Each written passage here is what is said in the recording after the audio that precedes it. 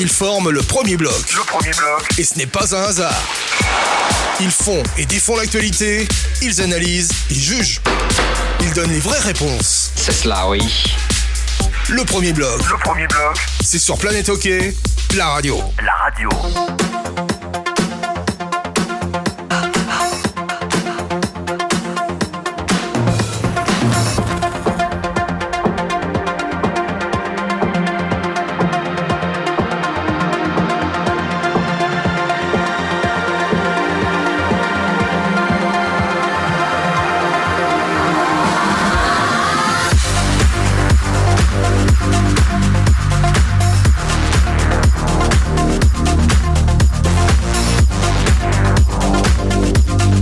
Madame, monsieur, bonsoir, bienvenue, c'est le premier bloc, nous sommes à Nyon, au Bike & Coffee, tête de course pour notre rendez-vous hebdomadaire.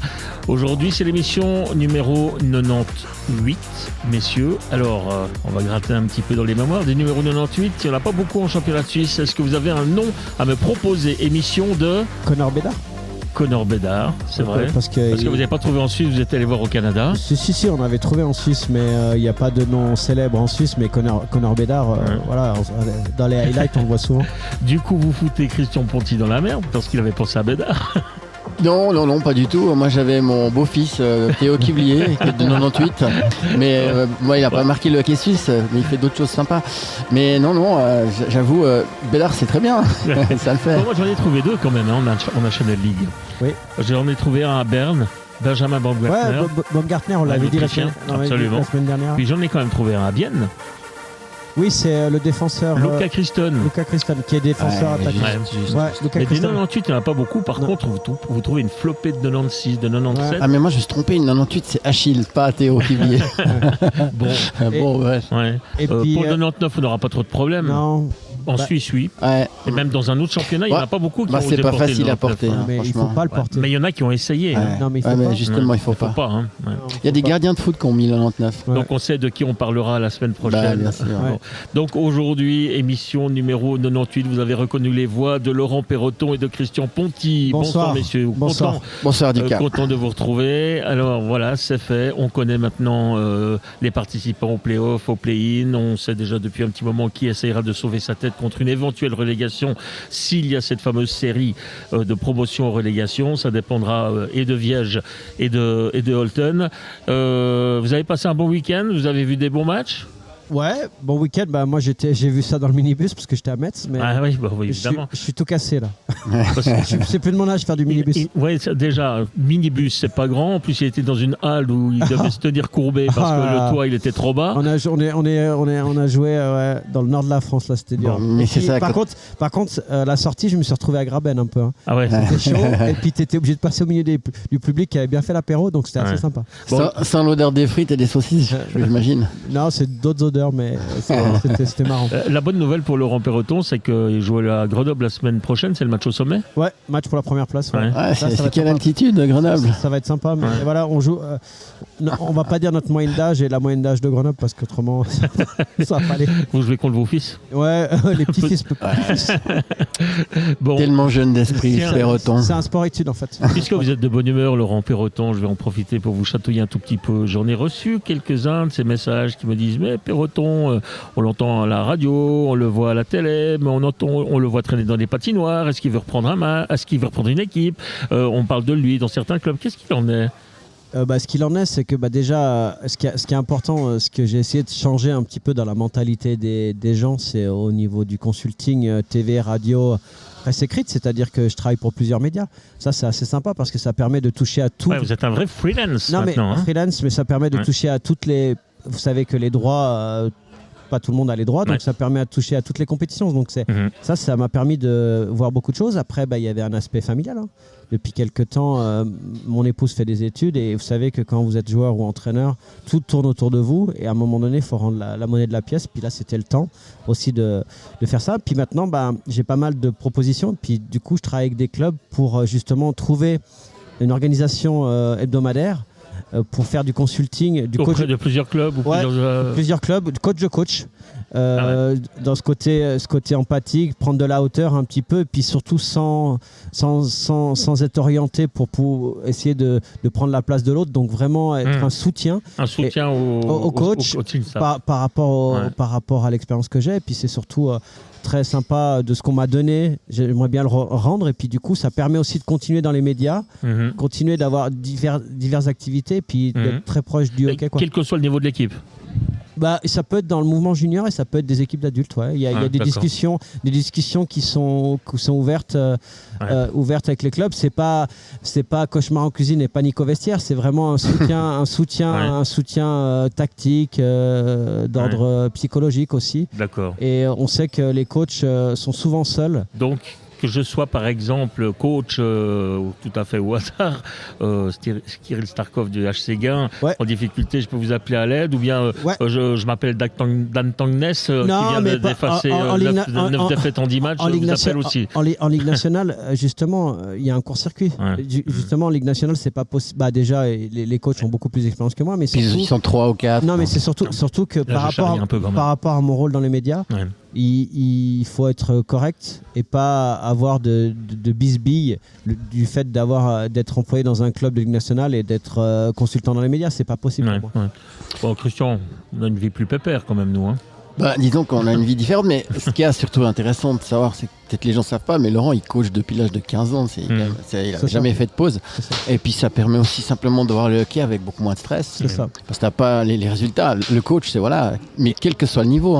Et je rajouterais un truc tout bête, quand je discute avec les présidents de club, mais il y a un truc qui m'a fait énormément de bien. C'est tout bête ce que je vais vous dire.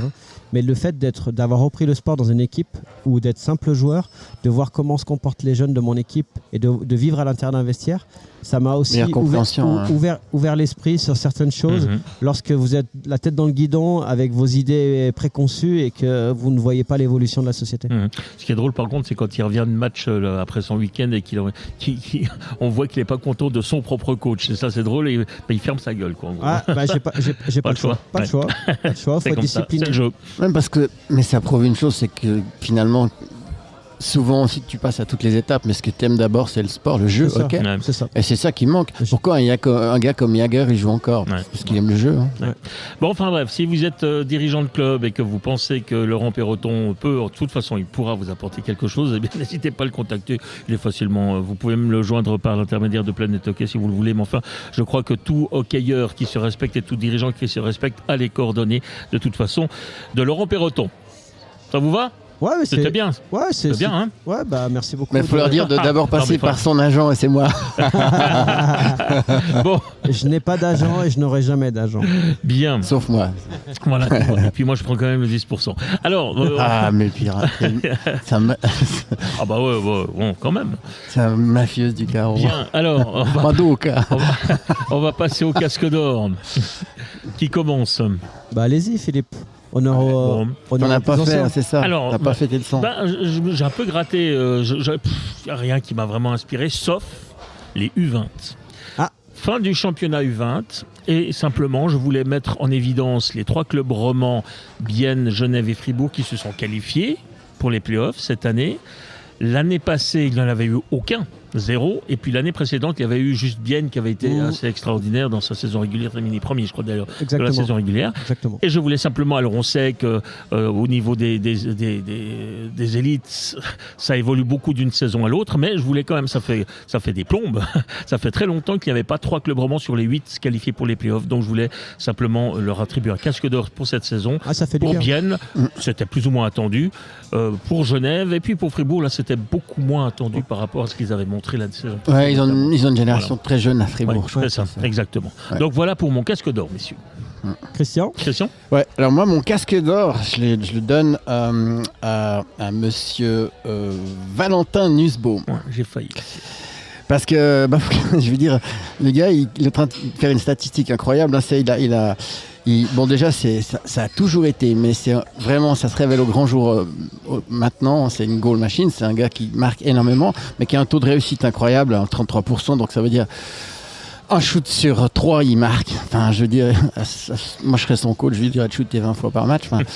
Mais c'est juste pour dire que... C'est peut-être pour ça qu'il marque, parce qu'il shoot à bon escient. C'est-à-dire, exactement. Mais c'est un vrai... par contre, moi je me rappelle, peut-être les gens ont oublié, mais c'est McNamara qui l'avait lancé à 17 ans, il était très jeune. Killer player. Voilà. Mais par contre, à l'époque, on lui reprochait, il faisait pas beaucoup d'assists. C'est un gars qui shootait beaucoup. Mais là, je pense que justement, il s'est étoffé. Entre-temps, il est parti en Amérique du Nord, il est parti en Ligue junior majeure. Il est revenu. Il a eu des débuts compliqués après quand il est retourné à Bienne. Et pour un Biennois, ça n'a pas marché, c'était compliqué. Il est parti à Davos avec un entraîneur U20 qu'il connaissait, Volvend. Il s'est blessé. Et là, je dirais que maintenant, je ne sais pas dans quelle mesure on peut dire que c'est aussi un peu la patte de Josh Holden. Mais en tout cas, il est en pleine confiance. Après, il joue avec des bons joueurs, ça c'est très important. Et moi, je trouve il a appris avec des bons joueurs. Voilà, il est en train d'éclore. Et pour moi, en tout cas au niveau des buteurs, c'est vraiment un bon signal aussi pour le hockey suisse, pour l'équipe nationale. Et enfin, on voit que maintenant il est vraiment en pleine confiance. Il a que 23 ans. Et le gars, il a mis 21 goals cette année. Ouais. Ouais. C'est balèze, moi je trouve que c'est vraiment pas mal du tout. Pour un 2000, ouais, c'est et puis solide. Ça sera quand même un truc à surveiller pour Lausanne dans le cas des playoffs. Ce qui justifie totalement sa présence de notre équipe du mois, on va peut-être en dire un petit mot maintenant, puisqu'il fait partie de l'équipe du mois. Il y a eu des avis assez partagés cette semaine, mais plus il y a de journalistes qui participent, plus les avis sont partagés aussi. C'est ça. Moi dans la composition, Hughes a fait des blanchissages, mais il n'a pas été décisif comme Berra ou Roubec. Pour moi, c'est là où... Ça s'est joué à une voix près. C'est là où j'ai mis des doutes. Et puis Noro, je comprends pas qu'il soit dans la liste parce que là... il a été cité mais pas nommé. Pas nommé, mais il a été dans la liste parce que je trouvais que défensivement, c'est très compliqué cette saison et que par rapport aux gros défenseurs qu'il y a dans le championnat, il méritait pas d'être nommé. Vous vous souvenez qu'il a bien marqué le Tessin et puis que dans la liste des journalistes qui votent, il y a des noms à consonance italophones. Bien sûr, mais justement, comment on discutait de ça avec Laurent, on dit c'est l'équipe du mois. Et moi, le mois passé, ceux qui m'ont choqué, Nussbaum a été incroyable, Schmutz a été incroyable, Sari Hervy, exceptionnel. D'ailleurs, il est dans l'équipe. Mais Schmutz, on l'a pas mis. Moi, je l'ai mis, mais c'est juste pour dire. Voilà, Nemec aussi, exactement. Donc, parce qu'il y a des joueurs qui ont fait des moments de saison incroyables, comme à un moment donné Berchi ou compagnie, mais là, à part Turkov, ceux qui restent toujours en haut, même Lettonen. Mais là, vraiment, pour moi, la surprise, c'était Schmutz et Nussbaum, qu'on n'attendait pas à ce niveau-là. Moi, je m'étais permis de mettre Froden, mais Froden, franchement, je l'ai beaucoup observé. Moi, il me fait halluciner. Il me fait halluciner dans la justesse de ses jeux. Et du coup, c'est pour ça qu'il m'a vraiment beaucoup impressionné. Comme c'est une équipe qui nous intéresse moins, puisqu'on s'intéresse beaucoup au roman, mais j'aime beaucoup ce joueur. Moi, ce que je constate, c'est qu'au moment où on arrive maintenant, c'est le moment chaud de la saison, arrivent les playoffs, ce que je constate, c'est que dans cette équipe du mois de février, ont été soit nommés dans l'équipe du mois, soit en tout cas cités pas mal de Zurichois, et c'est un signe qui ne trompe pas. Exactement. Ils montent en puissance au bon moment, c'est programmé pour ça, effectivement. Exactement. Mais moi, on en a parlé, justement, typiquement Froden, c'est un excellent joueur, mais il a une grosse équipe autour de lui, alors qu'un Schmutz, franchement, c'était un petit peu improbable. On est d'accord. Voilà, donc ça c'était juste la parenthèse équipe du mois que vous pouvez découvrir ou redécouvrir évidemment sur le site planethockey.com. Le casque d'or de Laurent Perroton. Alors je vais être factuel. Ça, il a un petit sourire que j'aime pas. Non, mais je vais être factuel parce que je vais parler d'une personne que je n'apprécie pas, on s'apprécie pas vraiment, mais par contre que j'apprécie par rapport à ses analyses, c'est Stéphane Rochette. Donc je l'ai mis dans mon casque d'or parce que Stéphane, il a une capacité à convaincre l'opinion publique qui est assez fantastique. Alors moi, je veux revenir quand même là-dessus parce qu'il y a eu une grosse polémique avec un article de Christian Maillard. Donc moi j'attribue mon casque d'or à Stéphane Rochette pour sa capacité à convaincre l'opinion publique de son objectivité, intégrité et impartialité dans ses analyses. L'interview, pour certains, était maladroite, malhonnête, voire malaisante de Christian Maillard. Elle a quand même été coupée sur certaines questions à la demande de Stéphane Rochette, ça je sais pas, c'est un point d'interrogation. Notamment la réponse où Stéphane dénonce le manque de couverture concernant son fils par rapport à son rôle de consultant auprès des journalistes romans. Donc attendez, on va remettre un petit peu le contexte quand même pour qu'on comprenne bien. Donc je vous avoue que j'ai pas lu l'article. Donc il y a eu un article. Christian a écrit quelque chose, disons que Christian Maillard expliquant, il a posé des questions à Stéphane Rochette qui était un peu insistante, où en fait, quel est son rôle de consultant par rapport à son fils. Le fait qu'il y ait son fils dans la ligue. Est-ce qu'il n'y a pas un conflit d'intérêt? Est-ce qu'il n'y a pas un conflit d'intérêt? Voilà, d'accord, c'est ça. Okay. Est-ce qu'il n'y a pas un conflit d'intérêt? Donc Stéphane a parlé du manque de couverture concernant son fils auprès des journalistes romans. Là, moi, je ne suis pas vraiment d'accord, mais ça a été effacé, cette question. Ensuite, le deuxième point, les fans des autres équipes ne se plaignent pas de son rôle de consultant alors que son fils est dans la ligue. Ça, c'est absolument faux. Au regard des emails qu'on a pu recevoir, des questions qu'on a pu recevoir, qu'on a souvent effacées parce qu'il y a beaucoup de gens qui se plaignent, les autres fans des autres équipes. Ça les regarde, mais c'est surtout lorsque c'est du co-commentaire. C'est-à-dire que lorsqu'il y a un match de Lausanne Hockey Club et que Stéphane est au co-commentaire, ça peut faire grincer des dents. Et notamment, il y a eu l'histoire avec Artikainen où il a parlé de Winnick. Et là, ça a fait grincer des dents. Donc, du coup, voilà, ça, c'était les choses où je voulais lui répondre. Cet article n'amène à rien, mon cher Stéphane, mais je te rafraîchis quand même la mémoire. C'est toi qui régulièrement critiquais Jäger et son immense temps de jeu, qui pégerait dans le même rôle Théo. C'est toi qui étais mécontent et qui insistait lourdement sur les situations spéciales lorsque Théo n'obtenait pas ce que tu estimais. C'est toi qui râlais récemment par le temps de jeu de Kenin et ses longues présences et qui voyait son temps de jeu réduit, l'ailier gauche du premier bloc Théo au détriment du quatrième ailier gauche Ronald. Et moi, je suis complètement d'accord avec Stéphane là-dessus. Mais n'empêche que y a une cause à effet. C'est toi qui es très insistant sur les autres jeunes joueurs de la Ligue en concurrence avec Théo. Je te rappelle également que c'est toi qui a parlé à certains journalistes qui avaient osé émettre des doutes sur Théo en disant que tu avais le micro 3 fois par semaine. Donc c'est pour ça que c'est toi qui a aussi appelé le rédacteur, enfin le responsable des sports du matin concernant un article de Steve Huard représentant ton fils. C'est toi dans un podcast au Canada qui a aussi dit que t'es plus fort que Nico Hischier au même âge. Alors je vais y venir. Tu as une excellente analyse, sans doute le meilleur. Mais je n'aime pas ton manque d'objectivité concernant Théo. Et en plus, je suis très à l'aise avec ça parce que j'apprécie le joueur et j'apprécie l'humain. Théo, je l'ai eu au Sport Études. Tu es fier de ton fils et tu as bien raison. J'ai également 4 enfants et je te comprends. Mais soit tu prends de la hauteur en étant professionnel, soit tu affirmes ton amour pour ton fils publiquement. Et ces deux solutions sont compréhensibles. J'ai mon petit qui commence le hockey qui a 4 ans. Qui a 3 ans. Moi, j'ai aucune ambition au niveau du hockey. J'espère plus qu'il ait un vrai métier et qu'il soit heureux dans sa vie. C'est juste ça que je demande. Mais si d'un coup, il se retrouve comme ça, peut-être que moi, je reverrai mes positions de consultant parce que c'est très compliqué. C'est très compliqué. Mais ne sois pas dans l'eau tiède en essayant de faire croire à l'opinion publique que tu es smart dans cette situation. On se connaît très bien avec de nombreuses séances en commun pour défendre l'intérêt de nos différents clubs et on a été en conflit par rapport à ça et au Sport Études. Et tu sais que je sais ce qui s'est passé. Dernier point, je parle d'impartialité et j'ai vraiment un problème avec cela. Tu ramènes souvent tes exemples avec le Canada et je reviens toujours pas que tu aies pu dire que les entraîneurs canadiens pouvaient être comparés aux valeurs refuges comme le franc suisse ou l'or dans le quotidien le matin. Je te le redis, je te trouve excellent dans l'analyse sur la tablette et j'apprends régulièrement, mais s'il te plaît arrête de mettre en avant tes compatriotes qui sont proches de toi et de détruire également tes compatriotes à qui tu as eu des soucis soit concernant Théo soit te concernant. Et là je pourrais admettre que tu es objectif, intègre, impartial et que tu es le meilleur consultant que nous ayons en Suisse romande. Ok. Je crois qu'on a compris le message à l'attention de Stéphane Rochette, qu'on salue quand même au passage. Oui, je voudrais juste rajouter un truc à ça. J'ai bien compris votre propos, mais en fait, c'est vrai que c'est dur d'être père et d'être en même temps consultant parce qu'on est toujours aussi soupçonné de vouloir un petit peu être positif envers sa progéniture. C'est normal. Mais c'est normal. Maintenant, vous avez donné quelques exemples, effectivement. Mais Philippe, il y a un truc qu'il faut dire, c'est qu'il y a une part d'émotion aussi. Au commentaire. Mais bien sûr, il y a une part d'émotion. Bien sûr. Mais moi, par exemple, pour rejoindre ce que Philippe dit, Laurent, je suis d'accord que c'est un excellent analyste et c'est vrai qu'il dit souvent les mots justes.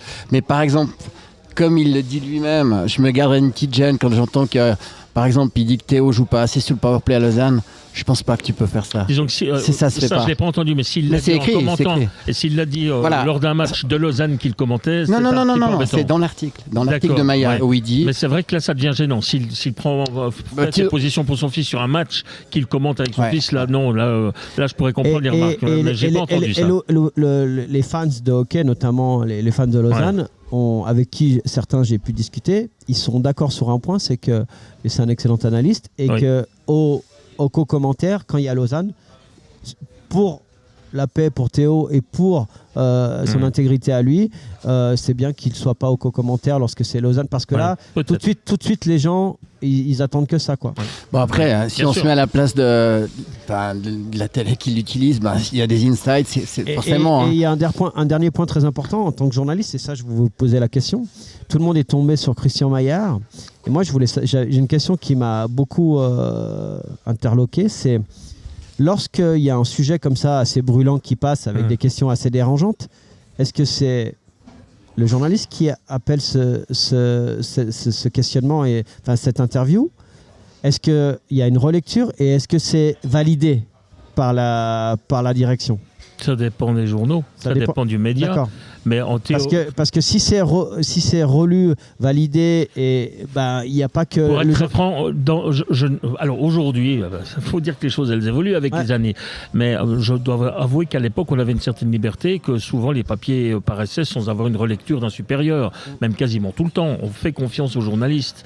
D'ailleurs, de plus en plus aussi, les journalistes aujourd'hui, par exemple, qui sont dans les tribunes de presse, vont même jusqu'à la mise en page de leur article. Et c'est eux-mêmes, ils écrivent leur article, mais en même temps, ils font la mise en page du journal. Direct sur place. Direct sur place. Non, mais ça, je l'ai vu, effectivement, en tribune de presse, ça se fait comme ça. Donc, la relecture, oui, j'imagine, mais la relecture critique, sans doute un peu moins. Un journaliste, il est aussi responsable de son propos. D'accord. En tout cas, c'est comme ça que je vois les choses. Bon, on a bien compris le message, mais c'est vrai qu'il est toujours très difficile d'être le fils de ou le père de. On le voit encore une fois. Merci pour ce casque d'or. Avec plaisir. On va enchaîner avec vous avec le casque de plomb, puisque vous avez l'air en forme. Je suis en forme. Ne me décevez pas, je sens qu'il ne va pas me décevoir. Alors, casque de plomb à la façon de traiter les statistiques avancées et au reportage de la RTS à Sport Dimanche. Ouais. Les stats avancées, son utilisation, elles sont utiles, mais à utiliser intelligemment. Pour commencer par l'actualité, est-ce que les stats avancées auraient vu une victoire de Genève en finale de Ligue des Champions avant, pendant et après? La réponse est non. Et je rajouterais que le facteur X, Yann Cadieux, a gagné sur la première période cette finale. Dans la deuxième division nationale, dans la série entre Viège et Bâle en quart de finale, est-ce que les stats avancées auraient vu la victoire de Viège avant, pendant et après? La réponse est non. Et le facteur X s'appelle Hans Ehlers et sa capacité à trouver des solutions dans les moments décisifs. Nous pratiquons un sport collectif et quand je vois avant les séances sur glace l'ensemble d'une équipe regarder individuellement sa ligne de stats avancée sans même un regard et un dialogue lors d'un warm-up au Face, je m'interroge sur le mot collectif. Quand, lors d'entretiens individuels dans les équipes professionnelles ou semi-professionnelles, on commente les stats avancées juste en lisant les chiffres, je m'interroge sur l'utilité et le profil de joueur au service du collectif. Quand je vais dans les patinoires pour analyser les matchs et que je vois des journalistes regarder le match et d'autres être rivés sur leur PC et les stats avancées, et qu'ensuite je lis les comptes rendus, la différence est flagrante. La passion du papier et les faits marquants des matchs, et je m'interroge sur la compréhension du jeu et l'aspect mental de celui-ci. Quand je vois et que j'entends la façon d'enflammer ou d'enterrer des équipes pour des raisons de statistiques avancées ou pour faire de l'audimat selon les régions, cela me dérange, sachant que les stats peuvent être interprétés et surtout orientés pour satisfaire ton auditoire. Nous arrivons au play-off, au play-in, et à l'heure de vérité, les statistiques avancées de la saison régulière, tu peux les donner à tes enfants pour faire des dessins. En play-off, ton gardien, ton bull-liner, ton playmaker et ton agitateur vont insuffler ta dynamique mentale sur ton adversaire. Ton coaching et ta prise de décision rapide va te faire gagner ou perdre une série et non les stats avancées. Laisse les joueurs jouer et être des guerriers et développe l'aspect mental. Ressens tes joueurs et coach lors des moments décisifs. La passion, la passion. Une dernière remarque. Est-ce que certains participants de Hockey Manager qui utilisent et se nourrissent des stats avancées seraient de bons entraîneurs? La réponse est dans la question. Pour conclure, l'évolution du sport en général est intéressante au niveau des statistiques avancées en l'utilisant à bon escient pour la progression de ton équipe et non pour masquer les carences en orientant certains aspects sur des mauvaises pistes. Et comme le dit si bien Gérald Métro, gardons le fun, laissons le jeu aux joueurs et arrêtons d'intellectualiser le hockey. Et surtout, chacun doit rester à sa place et dans sa fonction. Et pour finir sur une note positive et sur un autre sport, prenons le football. Lionel Messi marche et remarche pendant un match, mais a des fulgurances et sur un instinct de killer redoutable, il peut te faire gagner un match. Avec le plus gros palmarès individuel et collectif, ses stats avancées sont dans certains matchs catastrophiques, mais à la fin, il te fait gagner et grâce à son talent et ses coéquipiers qui font le travail qui ne l'intéresse pas. L'individu au service du sport collectif, le sport co, quoi, le sport co. Alors, Laurent Perroton, je comprends bien votre propos, mais je suis obligé de contre-attaquer. Alors, moi, je ne suis pas un fan de stats avancées. Hein. Allez-y, je vous réponds. Moi, je fais partie de ceux qui, comme Jean-Jacques Tillman disait à l'époque, les stats, c'est comme les mini-jupes, ça cache l'essentiel. Bon, mais il faut voir dans quel état il était aussi. Non. Là, il disait en étant tout à fait bien dans ses chaussures. Beaucoup de gens aujourd'hui dans le milieu du hockey, et pas n'importe qui, utilisent ces stats avancées. Oui, donc c'est votre avis. À bon escient. Mais à bon escient. Moi, ce que je veux vous dire par là, je vous donne un exemple très concret, comme ça vous allez comprendre. Lorsque on parle de stats avancées, on va sur les gardiens de but. Oui. C'est très très facile de mettre en avant un gardien de but sur des stats et de le descendre sur des stats. Mais la finalité, c'est quoi ? C'est quel arrêt il va faire à quel moment du match et quelle défense tu as devant toi. Et c'est pour ça que je parle de sport collectif. Parce que Connor Hughes, qui fait une très très bonne saison à Lausanne, il a 2 joueurs de niveau international devant, 3 joueurs en équipe de Suisse. Si tu le mets avec la défense d'Ajoie ou de Cloton, est-ce qu'il aurait les mêmes stats ? Non. Donc voilà. C'est peut-être meilleur. Ou pas. Ou pas. Ce que je veux dire par là, c'est que selon les gardiens, par exemple Connor Hughes sur le deuxième puck, tu as besoin d'avoir une bonne défensive parce que c'est un gardien qui prend beaucoup de place et qui fait le premier arrêt, qui est très compact. Donc ce que je veux dire par là, c'est que ce que je n'aime pas dans les stats avancées, c'est qu'il y en a qui se servent de ces stats avancées pour diluer le problème. Vous voyez ce que je veux dire ? Je comprends très bien. Non, mais c'est surtout qu'il y en a. Par contre, c'est très utile. C'est très utile. Laurent, il y en a qui s'en servent comme c'était la Bible, et c'est pas la Bible. Non. Attention. Et en tant que Robert Mayer avait pas des stats incroyables, c'est devenu meilleur gardien après les playoffs. La seule statistique que je mets toujours en avant, c'est celle des tirs cadrés. Vous l'aurez peut-être remarqué. Et en fait, on voit souvent qu'une fois sur 3, en tout cas, vous avez beau tirer 35 fois, vous n'en marquez que 2. Votre adversaire a tiré 11 fois, il gagne le match. Lise Baumer, vous avez vu le ratio. Voilà, c'est typique de Baumer. Vous avez vu le ratio. Et par exemple, la finale de la Ligue des Champions, c'est vraiment les stats avancées. Si on les regarde, quand même, les Suédois, ils étaient exceptionnels. Ils étaient exceptionnels. Et sur l'ensemble du match, sur la deuxième et troisième période, Cadio, il a coaché, que je dis souvent cette expression comme un porc, mais Tanner Richard et Joris ne sont pas sortis de la glace, ont joué tous les engagements importants. Et il a coaché pour gagner, mais sur un match. Ouais. Mais voilà, c'est pour ça que les stats avancées ne sont pas tout le temps complètement justes parce que ça peut. Il y a l'aspect humain et il y a le facteur X et le coach. Ça peut donner une orientation, mais qui n'est en tout cas pas la vérité absolue. Et les stats avancées de la saison régulière, on en reparle lors des playoffs parce que on a souvent des joueurs. On a souvent des joueurs qui se révèlent, qui sont pas en saison régulière, qui sont peut-être transparents et qui sont des joueurs décisifs en playoff. Et inversement. Moi, j'avais lu un truc sur comment il s'appelle l'ancien gardien de Bienne qui a la retraite maintenant. Non. Hilaire, Jonas Hilaire. Il y avait encore statistique avancée. Non, mais Hilaire avait dit un truc parce que quand il était en NHL, il avait des super stats. Et en fait, il a dit un truc, ce qu'il faut savoir, c'est que je suis très pote avec les gars qui mettent les coches. Et en fait, il disait tous les gardiens, ils sont hyper potes avec les gars des stats parce que, l'air de rien, à coup de 4-5 shoots cadrés ou pas cadrés, tes stats, elles augmentent. Enfin, c'est juste pour dire que c'est quasiment stratégique suivant où. Si je ne me trompe pas, il a joué à Dallas, si je me souviens. Non, il a joué à San Jose. Anaheim. Je parlais de Dallas parce que je sais que c'est une des formations de NHL qui a été la première à utiliser ce genre de statistiques très avancées. Mais je ne suis pas opposé à ça. C'est l'évolution du sport. Okay. Mais juste, moi, ce que je veux dire par là, attention de ne pas s'en servir. Mais parce que c'est un peu du hockey derrière un ordi aussi au bout d'un moment. C'est ça. C'est pas ça le vrai hockey. Moi, j'ai bien aimé ce qu'a dit Gérald Métro dans le reportage. Il dit il faut qu'on ait du fun. C'est ça qui est important. Mais si on est déjà presque à une demi-heure d'émission, on est encore au casque. C'est ma ma faute. Non, mais c'est pas grave. De plomb. Alors, casque de plomb à Christian Ponty, dont on vient d'apprendre qu'il n'aimait pas les mini-jupes. Sinon. Les mini-jupes. Bah oui, je vous ai parlé de mini-jupes avant et vous avez dit que, comme notre ami Tillman, il n'était pas en état quand il a sorti sa fameuse phrase. Ah ouais. Ou bien vous n'avez pas Non, écouté. non. Moi, je me rappelle de Tillman quand il a fait une interview avec Amoros à la Pontaise. Ah ouais, bon. Avec un verre de blanc. Enfin, Ouais, mais bon, bref. voilà. Ouais. Non, mon casque de plomb, il n'en a pas fait qu'une comme ça. Mon casque de plomb, il vient à Zoug. Je veux dire, où va Zoug 9 défaites sur les 10 derniers matchs. En vacances bientôt. Mais alors, c'est ça le paradoxe. Merci les stats avancées. Les stats avancées disent et que voilà, Zouk, exactement. encore, Non mais si tout d'un coup la machine à playoff de Zouk se met en route, voilà. bah évidemment que si on regarde les stats aujourd'hui, on peut être dit, Genève peut être champion. Tout le monde peut être champion. Non, Genève pas parce qu'ils ont trop de matchs. À mon avis, ils sont cassés. Mais Zouk pas. Zouk pas. Mais 9 défaites sur 10 matchs. Oui, Ah, mais bien sûr. Mais justement, tu sais très bien aussi qu'au bout d'un moment, ça finit par tourner. Mais est-ce que ça va tourner en playoff J'en sais rien. Mais si ça devait être le cas.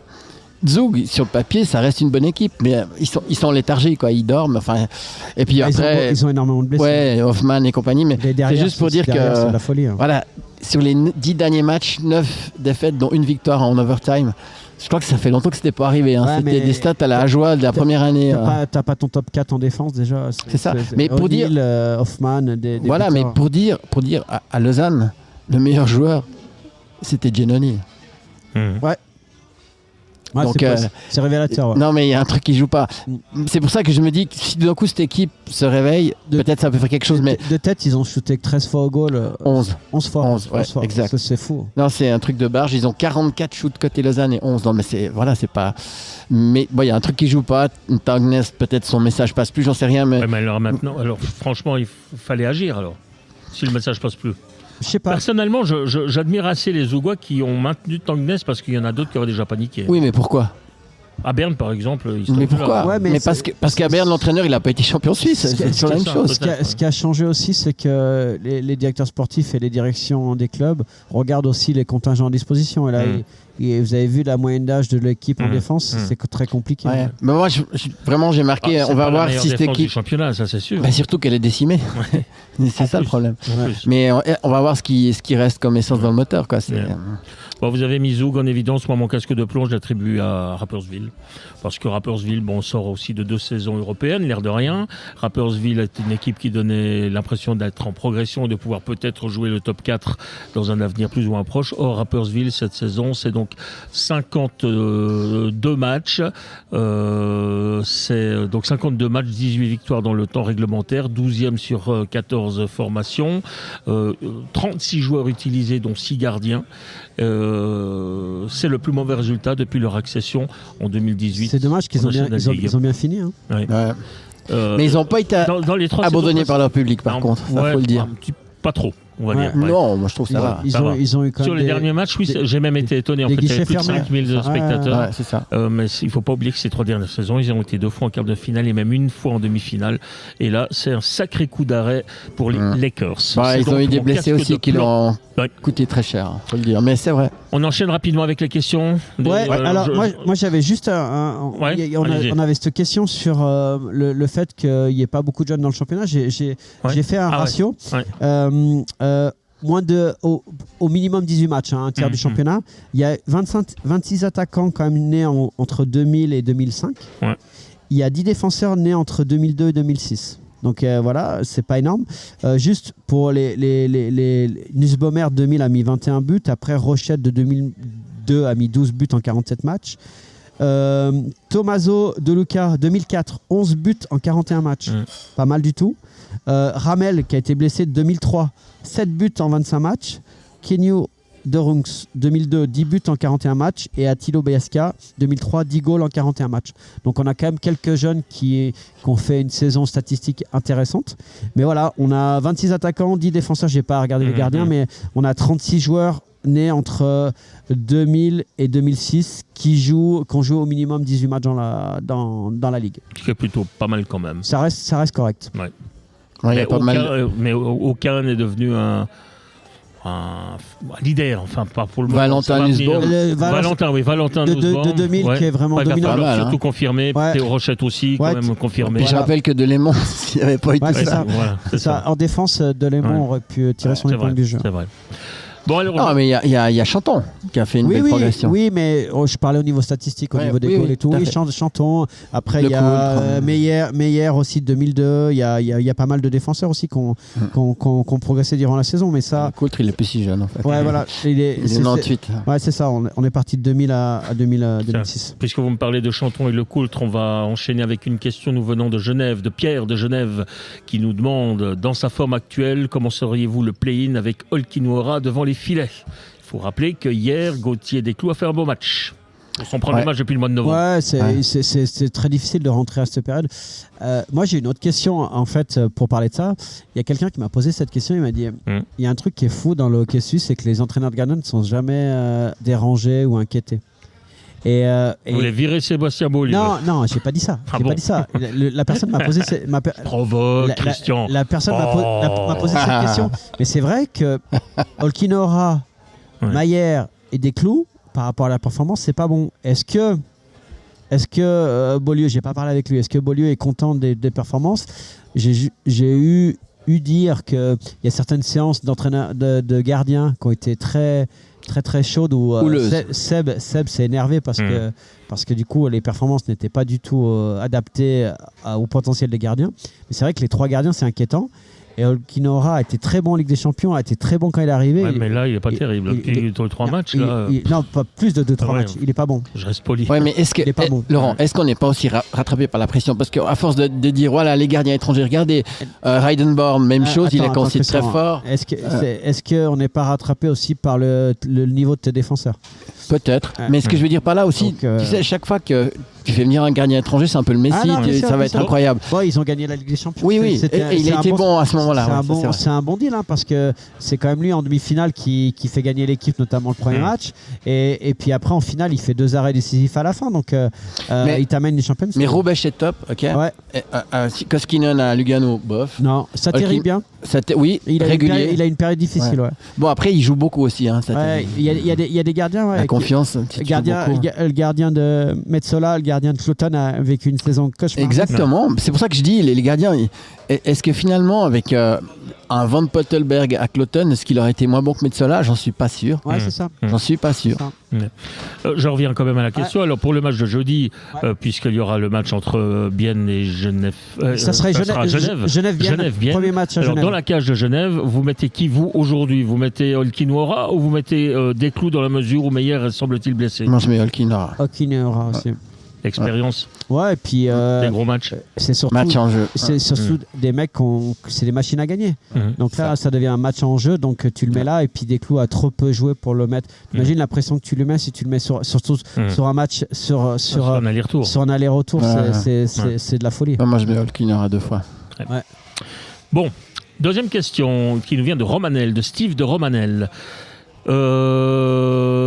Oui, là on nous parle de Swiss League, il nous parle de La Chaux-de-Fonds et de Getseka Lions qui sont en demi-finale mais qui ne peuvent pas monter. Il faut croire que ça agite quand même pas mal les esprits cette histoire-là. Alors il nous dit, est-ce que ce n'est pas la preuve que pour finir, vu que de toute façon les équipes performantes ne peuvent pas monter, est-ce qu'il ne faudrait pas une fois pour toutes fermer cette ligue? Donc la National League, fermer la National League et on ne parle plus de promotion. Je suis partagé. C'est-à-dire que d'un côté, je trouve que pour les clubs, ça permettrait de travailler sereinement. Puis après, tu as des régions qui n'ont pas de club en National League et qui pourraient, en s'entendant, je parle d'une région pas très loin là, on pourrait peut-être avoir une équipe en National League. Donc c'est pour ça que je suis partagé. Après, tu as des clubs qui mettent beaucoup d'argent dans la Swiss League pour essayer d'avoir une équipe compétitive pour monter. Si tu fermes la Ligue, la Swiss League, si tu ne changes pas le format, elle va mourir parce que les budgets vont baisser petit à petit. Puis après, la Ligue, elle sera fermée automatiquement parce que tu auras tellement d'écart entre la Swiss League et la National League. Donc, pour la formation, est-ce qu'il ne faut pas quand même des équipes très, très compétitives pour qu'il y ait des joueurs d'expérience bien payés qui jouent dans cette ligue-là et qui forment tes jeunes? Tu vois, je suis partagé par rapport à cela. Ah, puis culturellement, la promotion, la relégation fait partie de notre culture. C'est ça. Les plus beaux matchs, c'est souvent des matchs de promotion-relégation. Je suis désolé, il ne faut pas l'oublier. Maintenant, le nombre de conditions qu'il faut remplir pour pouvoir jouer une promotion-relégation, c'est comme si elle n'existait pas. Philippe, franchement, c'est allé loin. À jouer à Chaux-de-fonds l'année passée, la série, elle était exceptionnelle. Je suis d'accord. Et c'est culturel. Il y a 2 équipes là qui sont Holton et Viège, qui ont les budgets pour, qui sont encore en course. Il y a Holton, parce que Viège, ça va être compliqué, visiblement. Mais vous enterrez toujours trop vite à l'heure. Non. Vous avez dit quoi, 2 contre 7? Vous avez dit quoi? Non, mais selon les statistiques avancées. Selon les statistiques avancées. Ça, c'est le journaliste qui parle. C'est un journaliste. J'aime pas les statistiques avancées. Bon, merci pour cette réponse. Dernière question, je vais me venger, tiens. Je vais me venger. On est prêt. Anne de La Chaux-de-Fonds.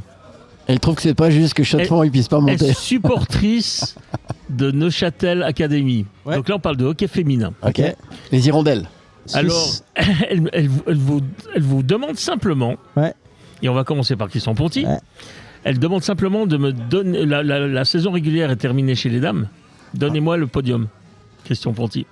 Premier les hirondelles, deuxième Academy, aucune idée, j'avoue. Non. Voilà. Moi, j'ai travaillé un peu sur le hockey féminin, et d'ailleurs, la meilleure buteuse du championnat, c'est une Française. C'est pour ça qu'il s'y intéresse. Non, mais je m'en excuse d'ailleurs. Estelle Duvin, 67 points avec Oyamo qui a 58 points. De Berne. Mais ça fait Berne, Zurich, Ambry, Neuchâtel 4e. Ouais, mais toi, t'avais vu les questions avant. Fribourg, Davos, Lugano et Langenthal. Ouais. Voilà, en fait, c'est ça. Donc, c'est bien. Lugano était souvent, vous vous rappelez, ils ont failli arrêter l'équipe, était souvent dans le trio de tête et là se retrouve 7e, ils sont en reconstruction. Moi, je peux déjà vous dire, le vainqueur de l'année prochaine, ça sera Zug. Je suis sûr que Ducas sera d'accord. Il y a des chances. Non, mais alors voilà, justement, et en fait, elle voulait prouver quelque chose. La méconnaissance. Preuve que la promotion pour le hockey féminin est insuffisante encore, selon elle. Sûr. Il y a pourtant de beaux efforts qui ont été faits. Vous l'avez vu aussi, Post Finance qui fait de la pub, etc. Il y a le kick-player, enfin le casque, etc. Ça, et puis si vous allez sur Twitter, sur X, pardon, Outre-Atlantique, avec la nouvelle ligue, moi, cartonne pas mal. Je vois tous les jours des posts, etc. Donc il y a un développement du hockey féminin au niveau international qui est important, et du coup la Suisse suit un petit peu ce et d'ailleurs Alina Müller, c'est une des joueuses principales de ce nouveau circuit. On connaît les meilleures joueuses, peut-être les 5 meilleures. C'est ça. Je ne vais pas vous demander de m'en donner 5 parce qu'on va encore se ridiculiser. Dans l'histoire, c'est Florence Schelling. Dans l'histoire, j'ai dit. Dans l'histoire. C'était la gardienne emblématique. Exact. En plus, après, avec ce qu'elle a fait dans le hockey masculin. C'est ça. Mais c'est vrai que quand je vous ai demandé le podium, je pensais quand même que vous alliez me dire Berne et Zurich. Et puis, par contre, le troisième est un peu plus surprenant puisque ce sont les HCAP Girls, donc l'équipe de Ambry Piotta. Qui était encore en 2e division il n'y a pas si longtemps. Ils ont fait du bon job. Et puis vous avez effectivement Neuchâtel là, qui se bat bien. Neuchâtel est souvent bien classé aussi. Mais c'est les hirondelles, on est d'accord. Et Fribourg, qui est néo-promu, a réalisé quelques gros exploits, dont notamment une victoire contre Zurich. Incroyable. Et puis c'est Berne avec la finale avec Thomas Wallen, l'ancien entraîneur de Gand. Qui a gagné avec Berne contre Zug. Qui a gagné contre Zug. C'était une surprise aussi. Tout ça pour dire qu'elle a peut-être raison, Anne de La Chaux-de-Fonds, supportrice de Neuchâtel, en disant qu'il faudrait encore peut-être encore un petit peu plus de hockey féminin. Elle a raison. On ne manquera pas de le faire. Voilà, j'en ai terminé avec mes questions. C'était une grosse entrée. On va passer à un petit plat du jour. Parce qu'on n'a plus trop de temps. Allez-y. On parle des équipes romandes. Bon vous rajoutez après, mais Fribourg 102 points, deuxième qualifié pour la Champions League. Meilleure attaque, deuxième défense, premier au niveau de l'efficacité scoring. 11,69, c'est des standards de bien l'année dernière. Premier powerplay, donc ça c'est vraiment bien. 4e box-play, après les face-off c'est pas top. Reto Berra qui a joué 41 matchs avec pratiquement 93% d'arrêt. Marcus Sorensen qui est la révélation, on savait que c'était un excellent joueur, mais révélation quand même du championnat parce que top scorer, 63 points dont 31 buts, plus 30. C'est le meilleur plus-minus avec Dalbec de Davos, plus 30. C'est quand même exceptionnel. Et surtout, ils ont 8 joueurs au-dessus de 0,50. Donc c'est dans les bons standards de la Ligue lorsque vous êtes au-dessus de 0,50 points par match. Donc pour l'instant, les feux sont au vert. Maintenant, pour moi, Fribourg, le plus dur, ça sera le quart de finale. Soit Ambry, soit Lugano, donc. Pas sûr, pas sûr. Ah bah si. Ils vont jouer contre le vainqueur du match entre. Ah oui, ils sont deuxièmes, vous avez raison. Exactement. Parce que c'est le premier qu'on ne sait pas. Absolument. Ouais, exactement, vous avez raison complètement. Donc voilà. Et ça peut être ouais. Alors vous avez la grinta de Ambry, vous avez le talent, la force, la puissance de Lugano. Je sais pas laquelle choisir. Hein. En tout cas, Lugano dans le temps, ça leur a pas tant convenu. Moi, je vous ai dit, les deux équipes en premier tour. Mais ça peut te lancer aussi ta saison. Avec saison de playoffs. C'est vrai que l'année passée, c'est Lugano qui avait éliminé Fribourg. Bien sûr. Exactement. Mais moi, je rajouterais à ce que tu as dit qu'effectivement, Sorensen, il garde le cap. Moi, j'ai vu Kevin Etter marquer un goal avec des airs de Sprunger. Je ne sais pas si vous avez vu. Vraiment un même style. C'est vraiment très beau. 2 points. Vraiment bien. Strelay continue de grandir. De nouveau un goal. Et surtout, jeu physique. Moi, je dis qu'en play-off, ça peut être très important d'avoir un gars comme Strelay. Il faudra peut-être le canaliser. Le retour de Suter aussi. Voilà, exact. Justement, j'allais lui dire Suter, Strelay derrière. Parce que souvent, il y a eu des soucis avec le jeu physique. Et moi, je trouve que là, ils sont quand même bien armés. Moi, j'aimerais dire aussi la confiance parce que, c'était un match sans enjeu, mais ils finissent à 5 contre 3. Ils enlèvent le gardien pour gagner en overtime. Ça en dit long sur le powerplay de Fribourg et sur la confiance que Dubé a de son powerplay.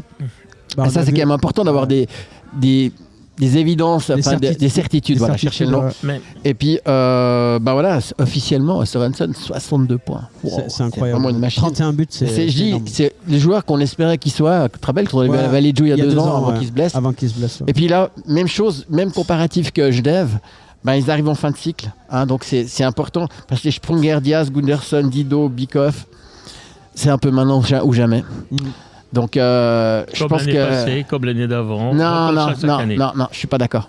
Là, il y a 2 blue liners, il y a plus de jeu physique, il y a Berra en grande forme. Et puis j'ajoute que devant, avec Sorensen, le duo d'attaque. Avec Wallmark, c'est quand même plus fort. Moi, je pense que c'est plus fort. Messieurs, je suis d'accord avec vous. Il y a juste un détail. J'ai pas vu le match d'hier. C'est très fribourgeois de parler comme ça, Lucas. Non. Non, mais c'est vrai. Je suis d'accord. Ils ont annoncé ouvertement qu'ils visaient le titre cette fois. Oui, Weber. J'espère bien qu'ils disent le titre. S'ils ne le disent pas, c'est malheureux quand même. Non. Je préfère le fribourgeois. Mais. Voilà. Non, j'ai pas vu le match d'hier contre Berne, donc je ne peux pas juger sur ce match-là, mais j'ai vu les 2-3 matchs précédents. Fribourg, la seule chose qui lui manque actuellement, c'est de donner l'impression qu'ils vont jouer des playoffs.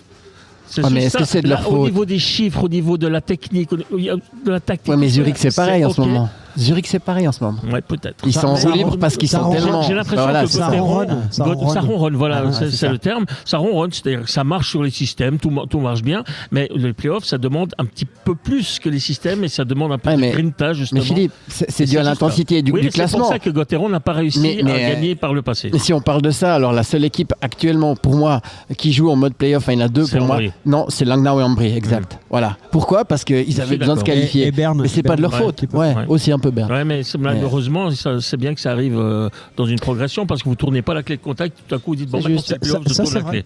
Mais ça n'a pas été le cas jusqu'à présent. Voilà. C'est la seule réserve que j'ai. Ouais. Ok, on continue. On passe avec Lausanne. Donc excellente saison, 3e, 91 points. Peut-être qualifié pour la Champions League, ça va dépendre du résultat final. 5e attaque, ça c'est très très bien. Premier box-play, très très bon aussi. Face-off, c'est mieux de classement. Après, les 2 choses où on a beaucoup parlé durant la saison, il faut améliorer. C'est le 11e au niveau de l'efficacité scoring avec 8,41 et 13e powerplay avec 15,53. Par contre, ils ont amélioré au cours de la saison. C'est la 2e équipe la plus pénalisée, mais plus ça a avancé dans la saison, moins ils ont pris des pénalités idiotes. Par contre, ce qui est vraiment impressionnant, c'est que Suomela, Ria, Fuchs, Rochette, Boson, Jus, Raffel, Jager, Salomaki, Sekac, Kovac. Donc ça fait 11 joueurs au-dessus de 0,50. Et à votre avis, qui c'est qui a le meilleur ratio ? Damien Ria ? Non, Raffel, 0,86. Depuis son retour, il est exceptionnel. Il est vraiment très très important. Et ça change l'équipe. Puis des gros goals. Ça change l'équipe. Pour parler de la série contre Davos, après, je vous donnerai la parole là-dessus. Mais moi, ce que je ressens, c'est que avec ces 11 cette attaque de feu, une défense avec 3 internationaux, puis deux joueurs de niveau international, ils sont supérieurs intrinsèquement. Les gardiens, si moi j'étais par exemple le coach de Davos, la première chose c'est mettre beaucoup d'intensité et de pression sur... Tu vas commencer avec Hughes, je pense. Non mais sur Juice, sur Pilot et sur comment il s'appelle, Gloser, ouais. Parce que c'est tes joueurs qui relancent bien le jeu, qui font des... Si tu leur mets un peu de pression, que tu joues un peu physique... Eldner aussi un peu. Non, mais Frick, même si tu joues physique, moi je trouve que ce défenseur, il a été pas mal décrié, mais... Il est complet. Il est complet, ouais. il est stable, et puis même quand il se fait frapper, il accepte le défi physique. Et après, la deuxième chose que je ferais, c'est évidemment mettre beaucoup de pression sur Hughes. Pourquoi ? Pour essayer de le faire sortir un petit peu. Il donne des rebonds déjà. Non, mais pour essayer de le faire sortir un petit peu de la game, et puis qu'au bout d'un moment, on mette Pache. Et on sait très bien que dans un style suisse-allemand, au niveau physiologique, avec beaucoup de présence devant la cage, tu as plus de chances de marquer à Davos avec Pache dans les buts qu'avec Hughes. Donc c'est là-dessus où... Donc là, vous ne seriez pas forcément pour la nomination d'un gardien pour l'ensemble des playoffs, comme ça se fait généralement. Regardez ce qui s'est passé avec Genève l'année passée. Moi, je vous le redis, selon les matchs, le Ward décide et selon l'adversaire rencontré. Mais pour moi, intrinsèquement, le gardien que j'aimerais du futur, c'est Pache. Ouais, moi aussi, parce que c'est le futur de Giannoni. Et puis en plus, j'aimerais lui donner des matchs. Après, quand j'entends maintenant la saison, on n'a plus de pression. Non, c'est maintenant que tu as de la pression. C'est là que ça commence. Bon, sur les stats avancées, c'est Hughes. Hein. Ouais, et puis l'autre chose que je rajouterais, c'est que Ward, j'ai beaucoup observé les derniers matchs, il fait beaucoup de matching. Et ça, attention avec ça. Parce que j'ai voulu faire ça absolument plusieurs fois sur des séries. Donc rappelez pour le en fait, vous avez le dernier changement et du coup vous pouvez matcher vos lignes. Mais tu mets une ligne contre une autre. C'est ça. Une défensive contre une autre. Choisis ta ligne. Le problème avec cela, c'est que tu te calques sur le jeu de l'autre. Non, mais c'est surtout qu'au bout d'un moment, quand ça va un peu moins bien, tes joueurs ils sont toujours là-dedans à réfléchir à ça. Ils oublient parfois de jouer au hockey. Donc voilà, on va avoir une confrontation de style avec un entraîneur expérimenté, un jeune entraîneur, puisque c'est sa première expérience en tant qu'head coach. Donc voilà, mais raisonnablement, pour moi, Lausanne, ils ont le potentiel individuel pour passer. Et ensuite, je rajouterais que ils ont gagné 3 matchs sur 4. Ils ont évité. Ouais, mais c'était très serré. À chaque fois d'un but avec des prolongations, etc. On a eu la chance d'en commenter. Il y a eu 2 matchs, notamment un le dimanche soir et un le dimanche après-midi. Mais je rajouterais une dernière chose que je voulais dire, c'est que c'est un bon tirage.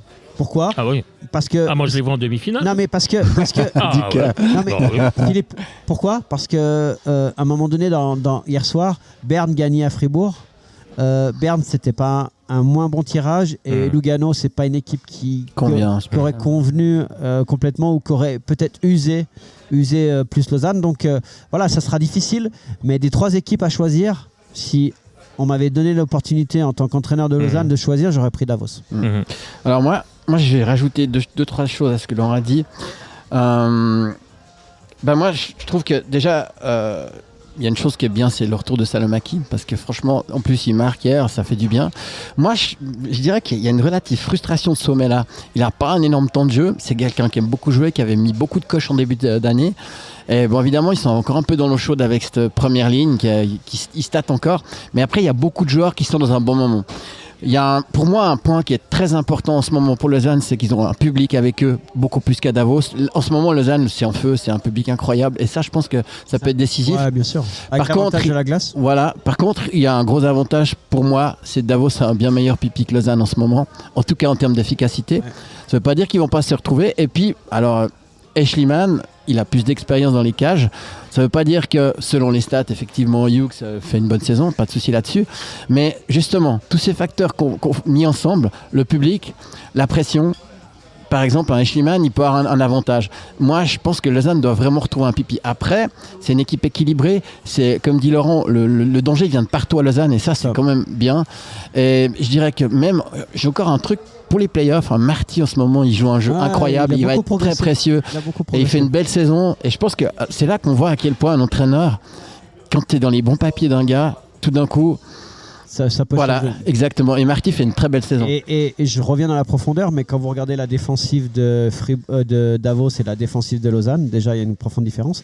Puis si Eschliman ne va pas bien, t'es pas bien parce que Sen il n'est pas au niveau des deux autres gardiens. Donc dans la profondeur, en quantité, en qualité, Lausanne est supérieur. Ouais. Et a l'avantage de la glace. Ouais, c'est clair. Et avec le public, pour moi, c'est combiné, c'est un plus. Sûr, moi, je pense pousser en play-off, je pense que la glace, c'est un avantage. Alors voilà pour Lausanne, on prend toujours les clubs romans dans l'ordre de la hiérarchie. Alors, surprise. Bah oui, on pensait dire Genève, bah non, c'est Bienne. Ouais. Bienne, 3e club roman. Alors, Bienne, 9e de la saison régulière, pour finir. 74 points comme Genève. J'ai juste fait des comparatifs. 10e au niveau de l'efficacité scoring avec 8,46 en 24. En 23, ils étaient à 12%. 9e powerplay avec 17,72. En 23, ils étaient à 22,15. Donc, sur toutes les situations offensives, ça a beaucoup baissé. Et quand on regarde le ratio, il y a effectivement, comme à Lausanne, 11 joueurs au-dessus de 0,50, mais c'était beaucoup proche de 0,50. L'année dernière, c'était beaucoup proche de 0,70, 0,80, 0,90. Ouais, donc il y a aussi ce facteur-là. Par contre, ils viennent de nulle part. Nouveau coach, nouvelle dynamique. Match, série de play-in en 2 matchs avec l'avantage de la glace, parce que tu joues le dernier match chez toi. Le remake de la finale, la frustration d'avoir perdu le match 7. Ils sont quand même en ballottage favorable. Alors moi j'ai face aux champions. Ouais, exactement. Moi j'ai mis Stoney à rallumer la lumière. Et on ressent de la joie de vivre de nouveau dans cette équipe. Alors c'est marrant ce que tu viens de dire, Laurent, c'est exactement les stats avancées de saison. Et qu'est-ce qui se passe hier? Voilà, qui c'est qui marque? Et c'est un Conti. Il a mis que 6 goals. Il le met quand son 6e goal au bon moment. Et voilà. Et typiquement, alors ça, je pense que avec une nouvelle dynamique, avec des gens qui ont de nouveau le sourire dans le vestiaire. Tout d'un coup, je sais pas, le premier match que Stoney a fait, il y a eu, je crois, 5 retours de blessés. Ouais, c'est ça. Donc, dans quelle mesure les gars étaient blessés? C'est une bonne question, on peut se poser. Moi, je pense que Bienne, ils reviennent tellement de nulle part. Et il faut rajouter un truc incroyable. Il y a un public qui les a jamais lâchés. C'est ça. Et ça... Contrairement à Genève, où peut-être qu'ils sont un peu rassasiés parce qu'ils ont eu leur coupe et tout, ça peut jouer. Faut pas oublier qu'ils vont jouer le 2e match à la maison, et ça sera très important puisqu'il y a le goal average compte. Moi, je pense que si Bienne devait passer, attention. Parce que déjà, il y a beaucoup de retours de gens en jeu. Puis là aussi, même chose, fin de cycle, comme les autres, il y en a plein qui vont partir. C'est ça. Je pense qu'ils veulent. Puis il y a l'histoire Forster, la belle histoire. Ils veulent finir comme il faut. Ouais. C'est ça. Et moi, Forster qui n'arrête pas de faire des adieux au public, il a encore marqué l'avant-dernier match et il va encore de nouveau jouer à Bienne. Moi je pense que, et puis Stoney, clairement les joueurs l'aiment, ça on sent tout de suite, ça change. Donc à mon avis, on a dit ils ont changé trop tard, mais peut-être pas. Et ils ont un gardien très fort. Il me semble que j'ai lu quelque part que Stoney réfléchirait si on lui proposait de garder l'équipe comme coach la saison prochaine. Avec Forster comme assistant. Et moi je peux vous dire ça. Le duo, c'est génial. Ouais. Ah ouais. Et puis s'ils ont des Delémont Dioniso, des jeunes qui jouent avec des gars comme ça, c'est une bonne idée, moi je trouve. Ouais, exactement. Moi je suis d'accord aussi. À voir. Donc Bienne qui va être opposé à Genève Servette. Alors le champion, petit 10e, hein. Petit 10e. C'est vrai, mais petit et champion. Donc, oui, non, mais d'accord, mais un champion petit. Mais on espérait quoi? 6 matchs en 10 jours.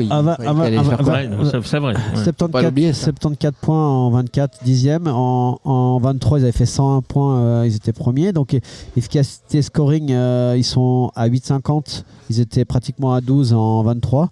Powerplay, ils sont un bon powerplay. Hein. Ils sont à 23,85. Les dernières, c'était à 28,14. Après, l'attaque, ils avaient 3,56 de moyenne. Ils ont 2,69. C'est ce qui fait la différence. Moi, j'ai noté un petit peu... C'est aussi parce que Artikainen ne marque pas. Il a marqué hier. Pour la première fois depuis... Il y a 4 joueurs au-dessus de 0,50. 4 seulement. Les dernières, il y en avait 8, mais il y avait beaucoup de joueurs au-dessus de 1,0. Donc, ça fait une profonde différence. Alors, pour moi, il y a trois problèmes. Le premier problème, Tom Herdès n'a pas été remplacé, mais ça, on le savait. Mais la longue blessure de Lennström... Mais il vient fort, là, maintenant. Ouais, il est pas mal, mais vous rajoutez au manque de performance des défenseurs suisses. On attendait peut-être un peu plus de Bernier aussi.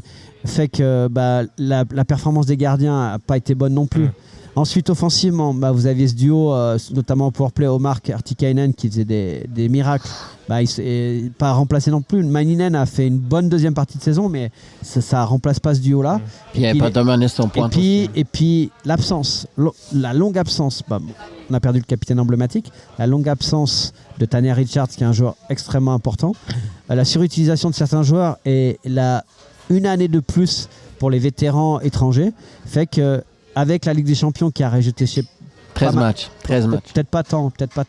13, ils ont dit l'autre jour. Je suis pas sûr, pas tant, mais beaucoup de matchs. Ouais, en tout cas beaucoup de matchs avec de l'intensité fait que cette fin de championnat a été condensée avec beaucoup de matchs et du coup là t'es rincé. Et moi je suis inquiet pour Genève. Pourquoi ? Parce que ça a fini hier soir. Ils étaient sans émotion, mais c'est surtout tout le monde dit ils ont plus d'émotion, mais ils sont fatigués. Ouais, ils sont cuits. Et ça reprend. Là, ils ont quoi, 12-13 jours de repos, hein?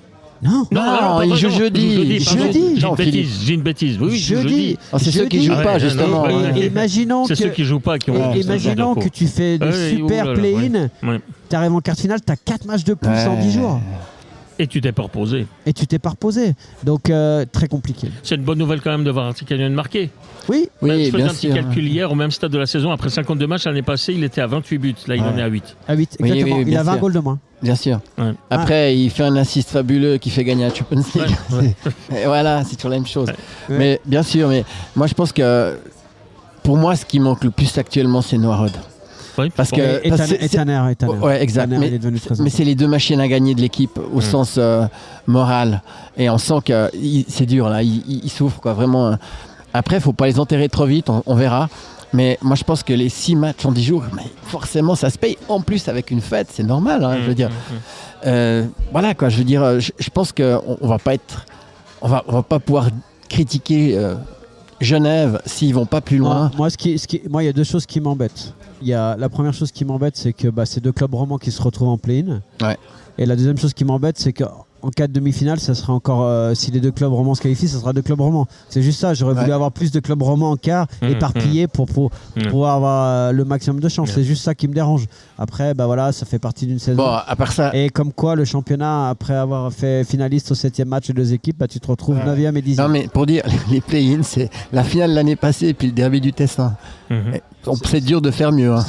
Par contre, les play-in, c'est dur de faire incroyable. mieux. Incroyable. C'est play-in. Je m'interrogeais sur la formule match aller-retour. Quel que soit le résultat, ça n'a pas d'importance. En fait, il faut faire des points. C'est comme la Champions League. Ouais, voilà, c'est ça. Pourquoi ne pas avoir fait une série de 3 matchs finalement ? Et puis pendant ce temps, les autres, ils attendent. Il fallait que ça aille vite. 2 jours de plus. Non, mais 10 jours. Faut que ça coupe complètement. Faut que ça et puis aille après, puis il y a les mondiaux après. T'imagines, tu arrives avec 6 matchs là en 10 jours et puis du coup tu dois jouer l'écart. Ils ont voulu aussi être intègres, à mon avis. Mais ils n'ont pas la place du calendrier. Mais par contre, moi je trouve que c'est pas mal parce que tu finis 7e.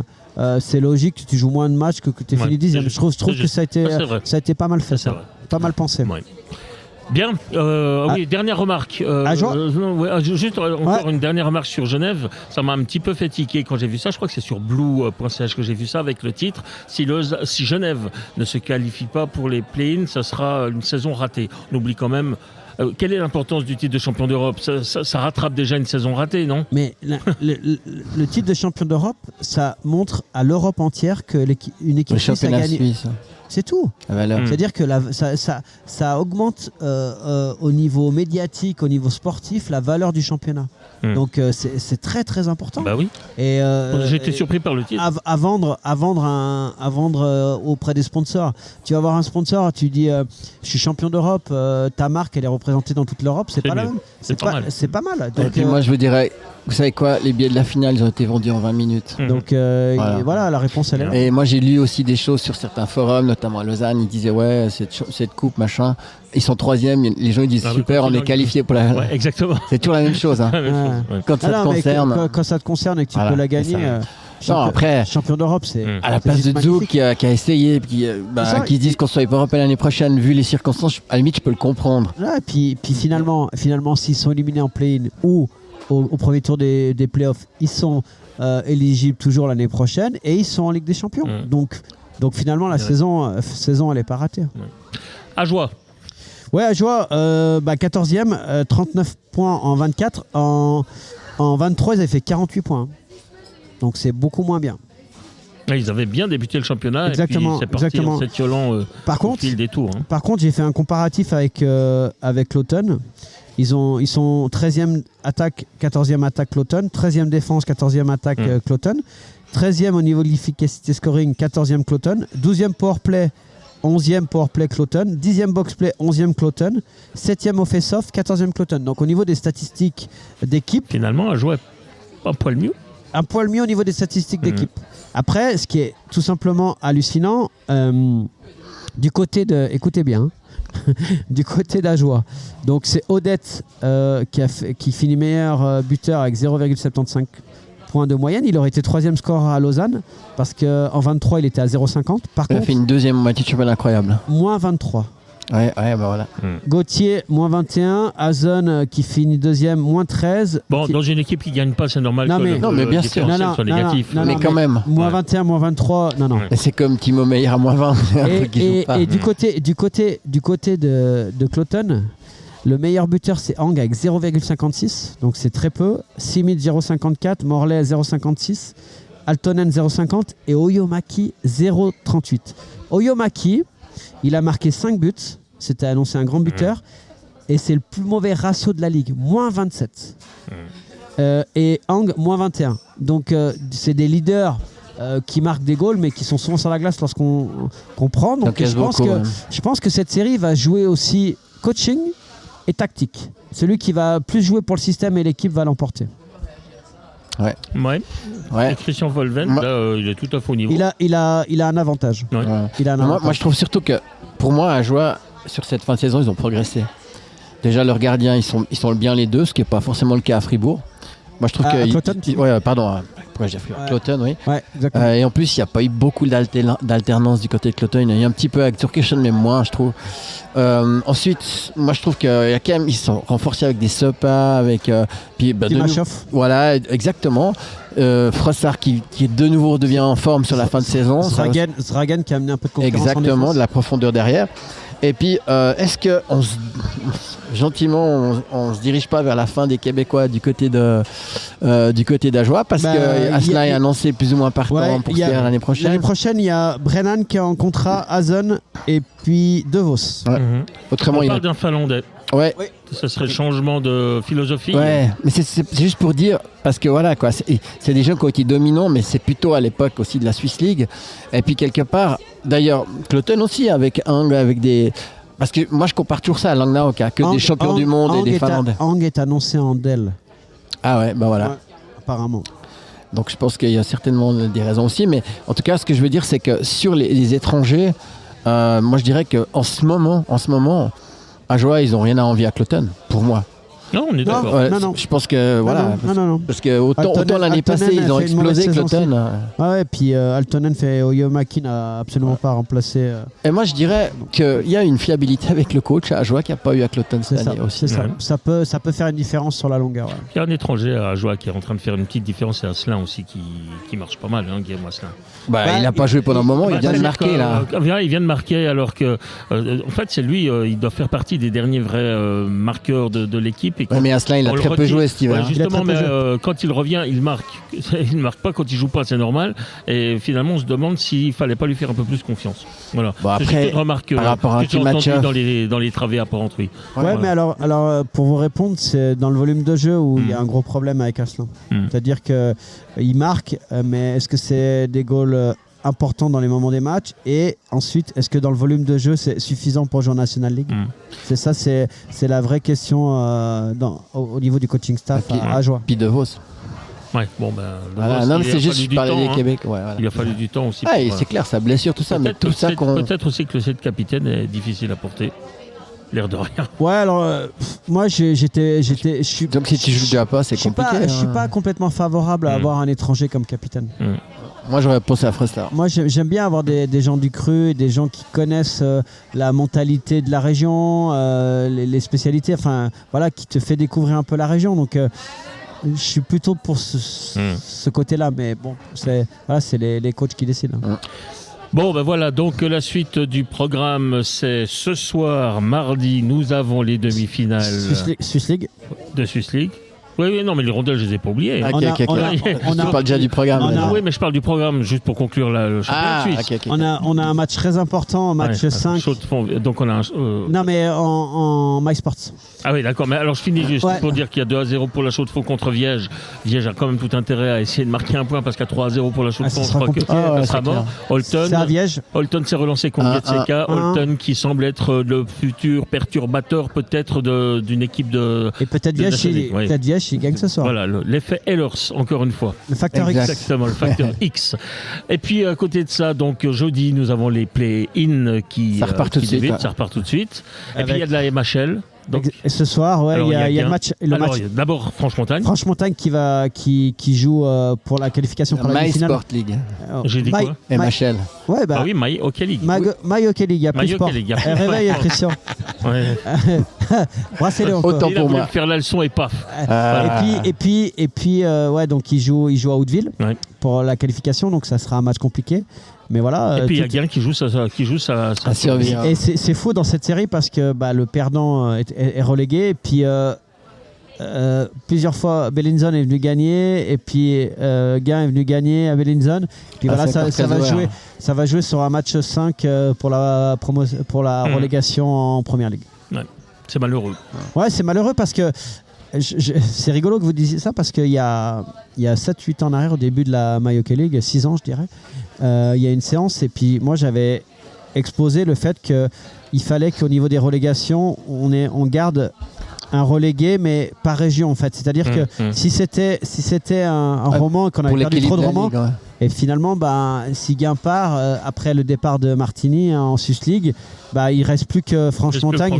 Et puis ça commence à être compliqué. Mais donc, imagine si tu vas à Coire ou à Bellinzone. C'est ça. Et dans les matchs et en Première Ligue, dans les années antérieures, il n'y a jamais eu d'équipe suisse-allemande dans les équipes. Et là, on voit que Delémont, qui est déjà dans le groupe suisse-allemand, et que Fleurier est en grand danger de relégation en Première Ligue, et on peut se retrouver avec il y a déjà Vicky Musingen qui est dans le groupe, il y a Interlaken, on peut se retrouver avec plus de Suisse-allemands dans le groupe roman, donc là il y a une réflexion profonde pour le hockey amateur dans le hockey roman. Ouais. Bien, alors c'est l'heure des rondelles. Yes. Allez Christian, vends-nous du rêve. Moi j'ai une question pour vous. Ah non. Vous croyez qu'il y a combien de joueurs c'était en 2022. Combien il y a eu de joueurs qui ont joué en NHL pendant la saison? Vous avez une idée? En 2000. Non, cette année, 23-24. Ouais, mais c'est plus ou moins les mêmes stats, mais c'est pour ça qu'elle date de 2022. 1123. Ah, tricheur, il a lu. Ah non, du tout. Il y en a 1123. Non, c'est pas vrai. Non, c'est vrai. Ouais, il y en a. Je te jure. Menteur. Non, mais je le crois parce qu'il y en a 1123. Je te jure. Mais alors, je peux vous raconter une autre anecdote. Ça n'a rien à voir avec le hockey. Là, il faut aller jouer à la loterie. Il est mentaliste. Il est mentaliste. La loterie, hein. Vous voulez que je vous raconte un truc, mais juste ça n'a rien à voir avec le hockey. Mais Tour de France de l'époque de Indurain, etc. Je participe à un concours de commentateurs au Tour de France et il fallait donner le temps du vainqueur du contre-la-montre à Bergerac. Et c'était à la seconde près. Et j'avais mis, comme tout le monde, Indurain, 1h, 8 minutes, 28 secondes. Et Pierre Mercier, qui était avec moi à l'époque, me dit il ira jamais aussi vite. Donc pour emmerder Pierre Mercier, j'avais encore enlevé 2 ou 3 minutes. Et c'était du style 1h, 5 minutes, 28 secondes. Et il a gagné en 1h, 5 minutes et 28 secondes. J'ai gagné mon poids en vin. Ah merde. Mais j'ai donné quand même le temps exact. Oh la cuite. C'est là que tu regrettes de pas être plus lourd. Hein. J'ai pas mal à l'époque, ça m'a fait 8 caisses de mon Basiac. 8 caisses de mon Basiac de Pêche-Armois, etc. Mais je vous assure. Non, mais là il nous a scotché parce que t'as vu, j'ai mis en stabilo. C'est 1123. En 2022, il y a eu 1123 joueurs qui ont joué à NHL. Tu sais, c'est sa façon de compter. Hein. Il sait compter. Hein, moi, je trouve ça louche, mais bon. Ok. Tu veux que je te donne une autre preuve? Vas-y. Allez, ça va être de la radio romande. Quand Bertrand Zimmermann faisait Longues Oreilles, il donnait les pronostics du tiercé, du quinté, et il décède, notre ami Bertrand. Et Alain Cobel, qui était mon chef à l'époque, me dit il faut quelqu'un pour faire les pronostics du quinté ce jour-là. Et pour mon premier quinté, je l'ai donné dans l'ordre. Mais je l'ai pas joué. T'as gagné l'équivalent de quoi en poids? Mais j'ai donné le quintet dans l'ordre. Sur 8 chevaux, j'ai donné le quintet dans l'ordre à la Radio Suisse Romande. Voilà, ça c'est pour les anecdotes. Fin des anecdotes. Bon, alors moi j'avais une raison. Bon, alors ça c'était en 2022, mais je pense qu'il y a à peu près le même nombre de joueurs. Moi j'aurais dit 1122, enfin. C'est juste pour dire que la semaine passée, vous savez qui a été élu meilleur joueur de NHL? La semaine passée, Romagnosi. Ouais. Alors moi je parle de ça parce que il a fait donc 7 points sur les 3 derniers matchs. Donc 3 buts, 4 assists. Et puis moi j'ai un ami qui disait qu'il faisait une saison moyenne. Donc c'est juste pour dire qu'il est à 61 points en 62 matchs. Il a été élu premier joueur sur 1123 joueurs de NHL. Pour un joueur moyen, je trouve ça pas mal. Puis surtout, il est en train de relancer méchamment Nashville pour les playoffs, qui est vraiment mauvais pour... Ça, c'est pas bien pour l'équipe de Suisse. C'est ça. Alors ça, c'était juste... bon, après... On va appeler Monsieur Soleil à 1123, je ne reviens toujours pas. Non, mais bon, ok. Autrement, je ne sais pas si vous avez vu, et ça, je ne sais pas si c'est une bonne ou une mauvaise nouvelle, mais Lindy Ruff vient d'être limogé au New Jersey. Et alors bon, ce qui est terrible, c'est que Lindy Ruff, c'était un ancien entraîneur, mais jeune de mentalité et d'esprit, qui avait une équipe de jeunes, et il a cartonné l'année passée, peut-être trop, parce qu'on oublie qu'ils étaient en reconstruction et puis qu'ils ont fait des playoffs magnifiques.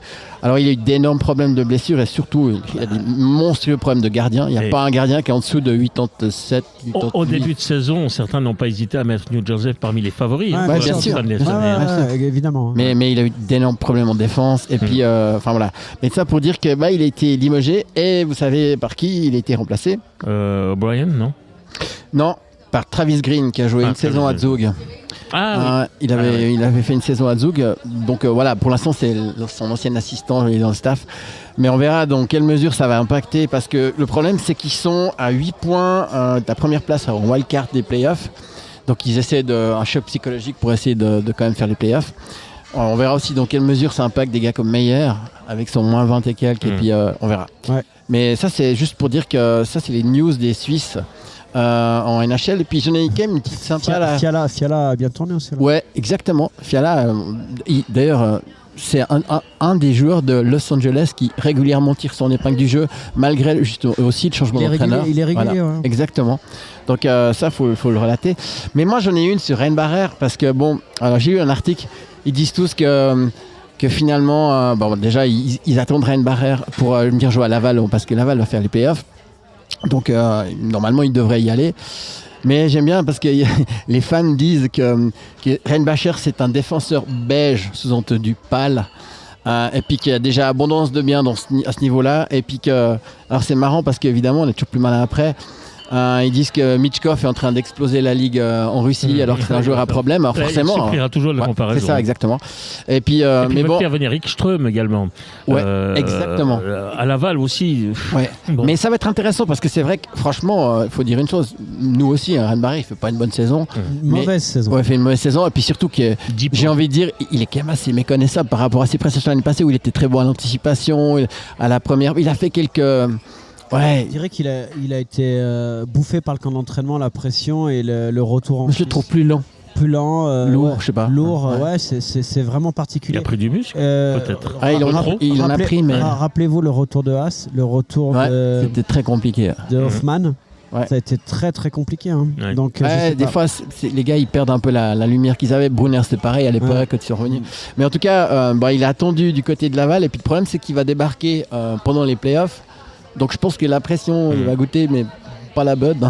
Et puis je sais pas s'ils vont le faire jouer. Alors, j'en sais rien. Mais le problème, c'est que ses compatriotes, Logan Mailloux, tout ça, ils carburent tous très fort.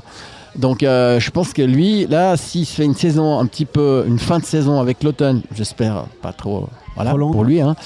Mais après, s'il doit aller retourner là-bas, et puis que directement ils le mettent sur un powerplay, puis qu'il a le spotlight, ça va être assez compliqué. Ouais. Mais je lui souhaite tout le meilleur, mais c'était juste pour dire que, voilà. Il a attendu de pied ferme. Ouais, et il y en a qui reparlent de Michkov. C'est ça que je voulais dire. Nous allons terminer pour aujourd'hui. Oui. Ouais. Merci pour les rondelles. De rien. Merci pour le coup de gueule.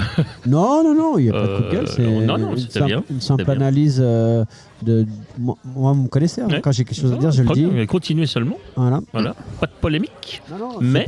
Non, mais c'est pas de polémique, c'est simplement des choses.